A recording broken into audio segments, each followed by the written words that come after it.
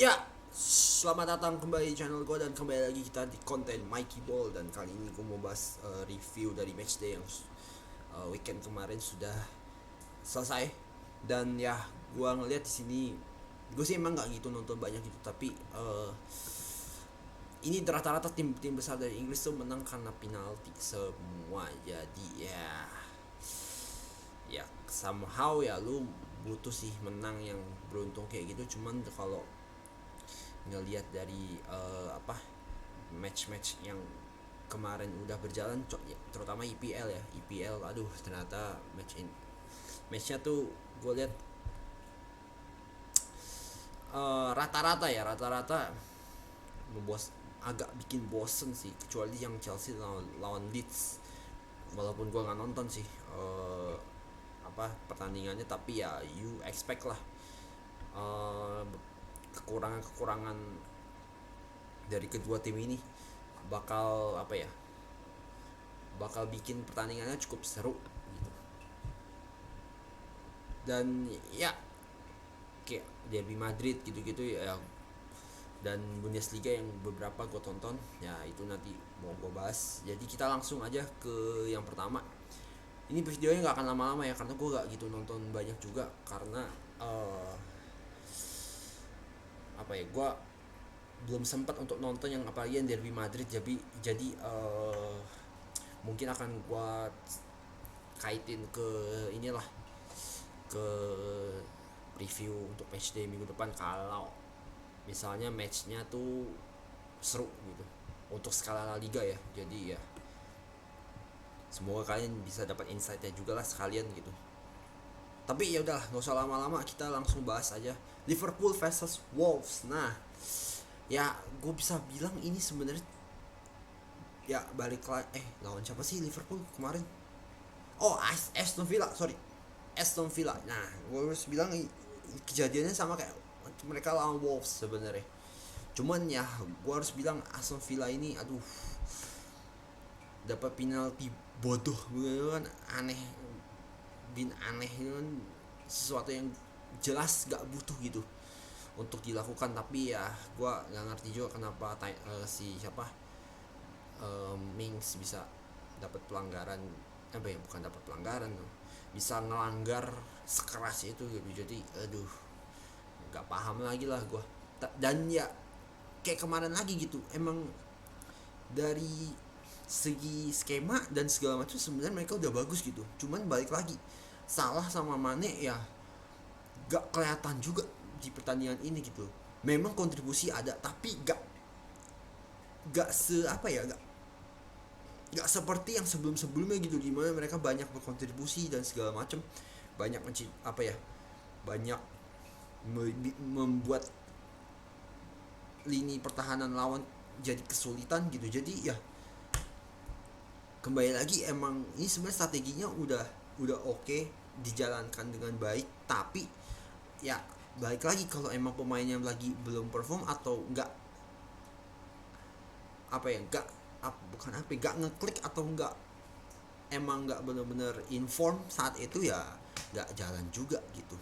Jadi ya satu gol penalti dari Salah untuk gue udah sangat bagus banget buat gue untuk meningkatkan moral mereka menghadapi pertandingan berikutnya gitu. Ya memang sih disayangkan si Aston Villa sebenarnya main juga cukup oke buat gua, apalagi uh, dalam segi bertahan ya, karena ya pasti mereka cuma ngincer counter doang. Tapi ya baik lagi, kalau lu bertahan terus ya lu tinggal tunggu aja, kayak kayak kemarin tiba-tiba pelanggaran keras di kotak penalti, bam, dapat penalti. Ya itu tuh tinggal tunggu waktu lu kapan dibobol aja gitu. Tapi ya baik lagi, Liverpool gak seperti beberapa pertandingan sebelumnya lah permainannya, kayak agak melempem kalau gue bilang. Oke, kita ke City. Ya itu sama aja kayak City lawan Wolves gitu ya, kayak peluang banyak tapi gak ada yang bisa nyelesain gitu, karena emang gak ada finisher, gak ada target man striker lah, tipe-tipenya bisa memanfaatkan peluang sesempit apapun untuk bisa dikonversi jadi gol gitu. Untuk bisa dibikin gol lah gitu. Nah, gua nggak gitu nonton untuk yang lain-lain kayak Arsenal Southampton. Ya elah, Arsenal Southampton itu, ya Southampton ya bukan kelasnya mereka gitu ya. Gua sih tetap bilang ya Arsenal butuh lagi untuk membuktikan diri lebih jauh lagi gitu, karena nggak kelihatan pas lawan tim besar ya melempem terus gitu ya. nggak nggak serta merta kemenangan itu jadi modal bagus gitu loh. Harus harus konsisten lah, terutama untuk menghadapi tim-tim besar gitu. Terus kita ke oh iya, ke yang terakhir ini, Frankfurt versus Bayer Leverkusen.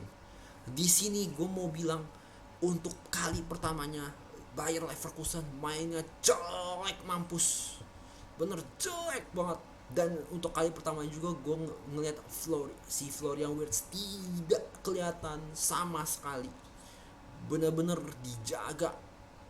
Dan ya ketika Wirtz udah dijaga gitu dan gak ada ruang gerak buat dia menciptakan sesuatu gitu, selesai. Dan kelihatan banget mainnya jadi asal banget dah Leverkusen, bener-bener praktis ya. Dan di sisi kirinya Leverkusen itu gak jalan loh, sama sekali gak jalan gitu. Aneh gitu, bener-bener mainnya juga terlalu terbuka kalau gue bilang untuk lawan Frankfurt. Dimana ya Frankfurt ini gue lihat sih grafik mainnya udah mulai meningkat gitu loh. Setelah di awal-awal mereka sempet kayak masih kayak nyari-nyari lah skema sama komposisi pemain yang terbaik tuh mau siapa aja gitu. Tapi nah baru di kayak gue lihat di week ke-8 udah mulai kelihatan, dan akhirnya sampai sekarang gitu dimana grafiknya mereka meningkat terus. Dan mereka buktikan sekarang mereka bisa bersaing untuk musim ini. Maksudnya kembali lagi lah ke marwah aslinya, dimana mereka ya bersaing untuk main di Eropa gitu. Ya itu udah di akhir-akhir ini gitu, di 2-3 match terakhir ini. Ya lebih-lebih kemarin gitu lawan Leverkusen, mereka gak expect loh gue juga mereka bisa main sebagus itu. Karena apa ya, karena lini pertahanannya Leverkusen itu udah terlalu maju gitu loh. Terlalu sering back-backnya Leverkusen tuh overlapping. Nah itu yang membuat, dan ya pas diserang balik dia lambat banget itu loh, lambat banget untuk turun ke bawah. Dan akhirnya ada ruang kosong nih untuk pemain Eintracht Frankfurt bisa ya, untuk mereka bisa manfaatin dan ya jadi gol gitu. Terutama di gol keempat itu gue nggak tahu tuh siapa back Leverkusen itu, asli di kanan di kirinya Leverkusen ini bener-bener kosong melompong. Ya akhirnya di cross ke dikasih umpan lambung ke sisi kanan Frankfurt, bam, masuk gol keempat. Bener asli gak bener-bener gak inilah, bener-bener backnya aja telat nutup. Karena ya itu dia gue bilang, backnya Leverkusen ini terlalu sering untuk overlapping ke depan. Ya wajar aja lu dapat gol counter karena back tengahnya kurang ya kena gitu. Dan apakah gue harus nyalain Radeki? Gak bisa juga, karena Radeki bisa gue bilang udah keganggu sama backnya. Maksudnya backnya ini yang udah terlalu sering maju gitu loh. Jadi ya butuh dong, maksudnya kiper untuk seenggak-enggaknya Leverkusen untuk menjaga dulu lah dari pertahanan gitu loh, sebelum langsung ke kiper. Ini tadi yang kemarin gol keempatnya Leverkusen itu langsung ke kiper. Jadi ya untuk gue mainnya asli parah banget deh. Dan Eintracht Frankfurt sebenarnya juga jelek juga mainnya, karena ya banyak salah passing juga dari kedua tim. Dan ya apa ya, end passingnya juga jelek banget lah Frankfurt sama Leverkusen juga. Jadi pertandingan ini seru bukan karena permainan tapi karena banyaknya kesalahan dari kedua tim yang mereka berdua lakukan.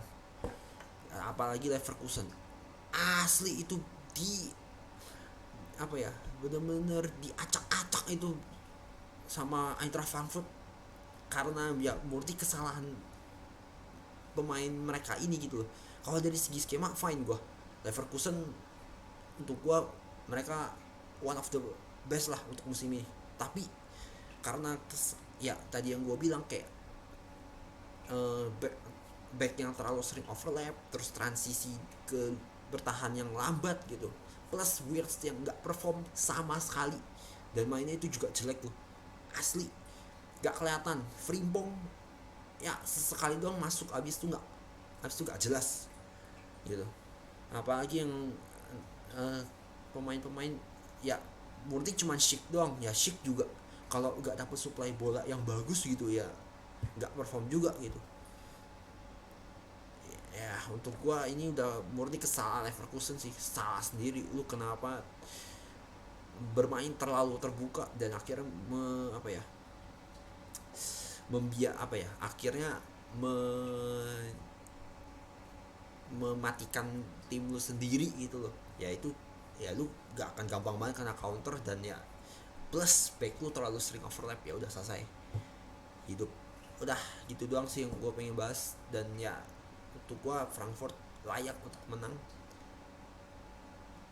Tapi kalau dari permainan gue masih big no sih. Apalagi Leverkusen, aduh jelek banget dah, parah. Kalau sampai mereka Leverkusen main kayak kemarin lagi lawan Frankfurt, bukan nggak mungkin Leverkusen bisa menjauh dari zona Liga Champions. Padahal mereka nih awal-awal udah main bagus loh Leverkusen, asli. Dari segi permainan mereka tuh cepet gitu, cepet kasih passing pendek gitu. Cuman ya itu, karena lu terlalu memberikan uang, akhirnya banyak kebobolan. Oke, mungkin itu aja review singkat dari gua. Semoga kalian mendapatkan insight setelah nonton Mikey Ball kali ini. Dan ya, sampai ketemu lagi di Mikey Ball berikutnya. Ciao.